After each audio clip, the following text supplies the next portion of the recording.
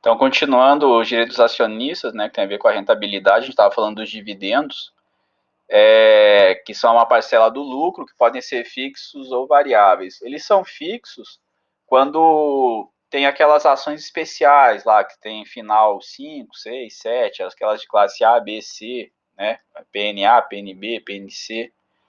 Então, eles têm um valor fixo, é definido em estatuto. E ele é variável quando você aplica um percentual aí, que geralmente é 25% do lucro. Então, a depender do lucro do exercício, você fica sujeito ao lucro para saber quanto que vai ter de dividendos e que será distribuído aí, aplicando percentual sobre o lucro, sobre esse lucro que acontecer no exercício. Como opinião, o ideal é que os lucros sejam reinvestidos na empresa, tá? Em vez de serem distribuídos aí como dividendos. Porque às vezes a empresa chega ao ponto até de ter que emprestar dinheiro para pagar dividendos, se o estatuto obrigar a pagar. Isso gera um custo financeiro, isso não é saudável para a situação econômico-financeira da empresa. Nos grandes mercados, aí os acionistas é que decidem como recebem os dividendos, tá? Podendo reinvesti-los na empresa, não tem nada obrigando a distribuir dividendos. Isso é uma estratégia daí dos acionistas.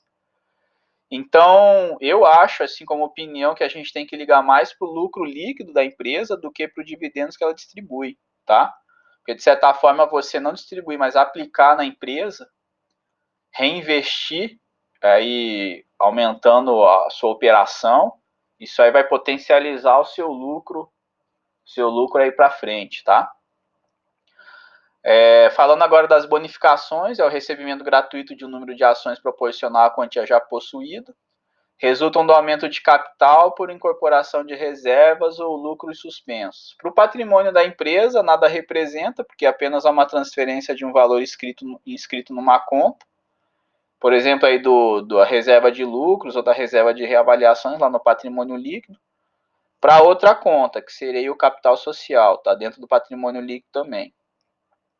A bonificação ela representa a atualização da cota de participação do acionista no capital da empresa. O split, ou desdobramento do número de ações, é uma distribuição gratuita de novas ações sem ocorrer aumento de capital, tá? Ou seja, é um mecanismo por meio do qual as empresas emitem novas ações que vão desde 1, 2, 3 ou 4 novas para cada ação antiga, até várias dezenas ou mesmo centenas delas. Isso aí ocorre quando o preço da ação, vocês podem observar, está passando aí de R$50, R$60, aí, falando no mercado brasileiro, tá? Batendo R$100, então o que acontece? Por exemplo, bateu R$100, mas o ideal é que ela custe 50 para ter mais liquidez aí de negociação, já que são vendidas aí em lote de 100, então R$50 aí vezes 100 já daria R$5.000, é um valor para você não participar do mercado fracionário, para pegar um lote inteiro, é um valor aí substancial para o investidor comum. Então é feito um desdobramento, por exemplo, aí está chegando em R$100 o preço da ação, você desdobra em duas, cada uma passa a valer 50, tá? Então o lote que estava chegando a quase R$10.000, por exemplo, um lote de 100 ações, passa a valer 5 mil. Isso aí dá liquidez aí para negociação aí para o investidor comum. O implit, ao contrário, é feito um agrupamento, é o processo inverso do split. Então, é uma condensação do capital em número menor de ações. Isso aumenta o valor patrimonial de cada ação, tá? Então, por exemplo, lá você tinha uma ação que valia R$10, tá? E agora ela foi condensada em duas, tá? Ela passou a valer duas ações no implit, no agrupamento, pegou duas ações e agrupou, e de R$10 passou a valer 20, tá? Isso faz aumentar o valor patrimonial de cada ação. O juros sobre o capital próprio é a remuneração do capital do acionista pela taxa de juros. Tá? Isso é despesa para a empresa e reduz o lucro tributável aí. O direito de subscrição é o direito assegurado ao acionista de preferência para a subscrição de ações, tá? Que consiste na prioridade comum a todos os acionistas de adquirir pelo preço de emissão uma parcela das novas ações, proporcional ao que já é possuído. Normalmente, os aumentos de capital por meio de subscrição, eles ocorrem quando as condições de mercado se apresentam favoráveis. Então, as empresas aguardam aí os momentos bons aí do mercado para fazer esses aumentos de capital.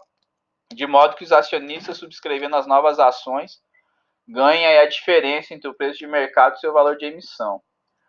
O direito de preferência na subscrição, se não quiser se não quiser fazer subscrição, ele pode ser negociado aí no pregão da bolsa, tá? Então, o preço de subscrição ele vai ser sempre menor que o preço de mercado, senão ele também não faz sentido. Em vez da pessoa subscrever, ela ia comprar no mercado. Se o acionista não quiser comprar a ação, ele pode vender no mercado o dia da subscrição no período de subscrição. Normalmente, esse período é de cerca de 30 dias, tá? Depois desse período é feito um leilão de sobras, que são chamados, aí passa a se chamar recibo de subscrição, quando vai para esse leilão. E esses recibos, eles viram ações aí logo após a homologação do capital social.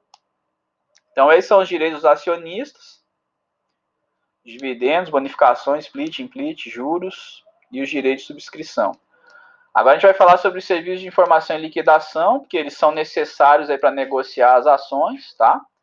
É necessário você ter a informação e a liquidação. As bolsas de valores, elas prestam esse serviço ao investidor. O sistema operacional de negociação eletrônica aí da Bolsa de Valores, ele compreende as operações realizadas por meio de sistema eletrônico de negociação. Os operadores credenciados, eles operam nesse sistema utilizando-se aí de um terminal conectado à bolsa, tá? O home broker é o sistema que possibilita ao investidor encaminhar suas ordens de compra e de venda de ações e de opções também, pela internet, por exemplo, por meio de corretoras de valores mobiliários credenciadas pela Bolsa de Valores para tal fim. É semelhante ao serviço de home banking lá da rede bancária. Então, é tipo home banking, só que aqui é para operar com ações. As ordens podem ser a mercado, limitadas ou casadas, tá? A ordem a mercado é aquela em que especifica somente a quantidade e as características dos valores imobiliários ou direitos a serem comprados ou vendidos. Então, você só diz qual papel você quer. Você pode, por exemplo, liga lá na corretora, diz qual papel você quer, a quantidade, não se importando com a cotação da hora da ordem.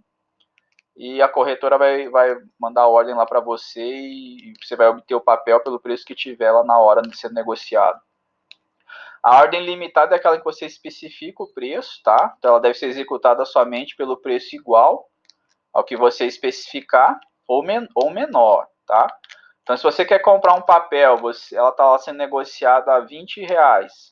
A hora que você manda a ordem a R$20, um pouco antes ele passou a ser negociado a R$17,99, ele vai ser comprado por R$17,99, por mais que você tenha especificado R$20, então, pelo valor melhor aí em relação à ordem. E a ordem casada é aquela constituída por uma ordem de venda de determinado valor mobiliário com direito de compra de outro. Ela só pode ser executada se ambas as transações puderem ser executadas ao mesmo tempo. Então, se só uma tiver a opção de ser executada, não acontece. Tem que acontecer as duas, tá? E o comitente comprador, aí, o negociador, ele pode especificar qual das operações que seja executada primeiro aí, numa ordem casada. A operação de day trade, acho que muita gente já ouviu falar, é uma operação que você de compra e venda de uma mesma quantidade de ações de uma mesma empresa, realizada no mesmo dia e pelo mesmo investidor e pela mesma corretora. Então, se você comprar 100 ações de um papel X num certo dia a um valor e aumentar, a cotação dele aumentar nesse mesmo dia depois que você comprou, e você vender as 100 ações no mesmo dia, pela mesma corretora, você vai estar fazendo um day trade. Tá? Então, na nota de corretagem é informada a retenção do imposto de renda, e depois tem que fazer o pagamento. E falando da lucratividade da operação, a diferença entre o valor de compra e de venda é o que a gente chama de lucratividade da operação, tá? É o seu lucro. A gente vai continuar aí no próximo vídeo, tá? A gente vai falar das câmaras de ações e renda de fixa privada aí. Até logo.